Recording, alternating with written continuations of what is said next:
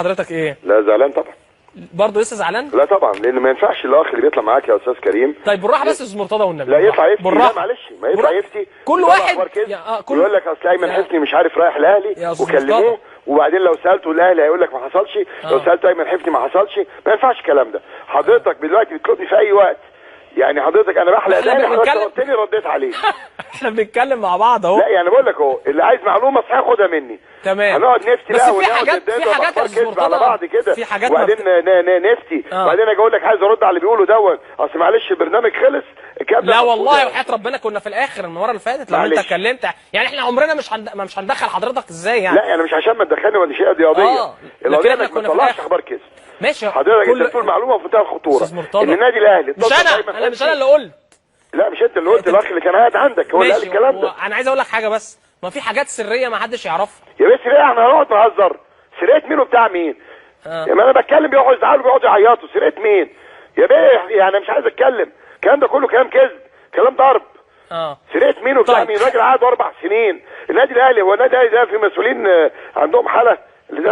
ناس مسؤولين حاليين. هكلم واحد لسه قعد 3 سنين فاضل ويقول له تعالى غير اقعد تعالى عندي، هنهزر؟ لا هو ما قالش كده اللي هو هيروح الاهلي يا استاذ، قال لك ان في ناس. انا عندي معلومات ان المسؤولين في الاهلي كلموا ايمن حفني ولو طب عايز اقول لك حاجه يا استاذ مرتضى، ما هو ممكن بيكلموا ايمن حفني عشان يلخبطوا له دماغه. يا بيه يلخبطوا ايمن حفني؟ ده عيل عبيط، هيلخبطوه تايه، عيل تايه من بلدهم وهيروحوه. عيب يا جماعه بقى. طيب ماشي عيب.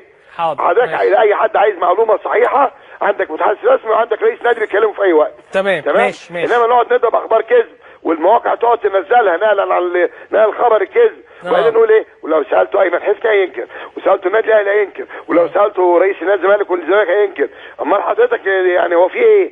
طبعا الخبر كله بالاساس والاخر كذب. ايمن حفني جاي له عرض سنه اعاره، اتحاد جده طلبه واهلي جده طلبه. طيب هتوديه يعني ولا مش هتوديه؟ اي لاعب هيجي له اعاره سنه هوديه، بشرط زي ما قلت قبل كده انه نمره 1 القيمه تليق باللاعب وبالنادي، واخد بالك، وهو يستفيد ماديا ويكون عندي البديل الكفء اللي زيه. ايوه.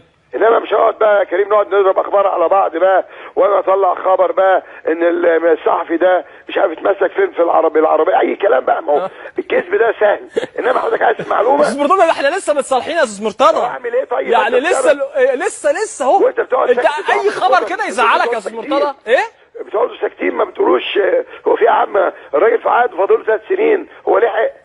يعني برضه يا جماعه يبقى في رد. استاذ مرتضى يعني بص، بيبقى في لعيبه عقودها لسه مستمره. يا كريم ما ردتش. لا ما انا عارف، انا حضرتك بترد على طول، انا عارف والله. واخد بالك؟ انا عارف. في غيري يعني مش عايز اقول لك، انا مش هقول لك يعني شغلي ومشاغلي بقى في مكاتبي وبتاع، في غيري ما عندوش شغل وفاضي بتطلبوه ما بيردش. قول لي بقى، عايز تقول لي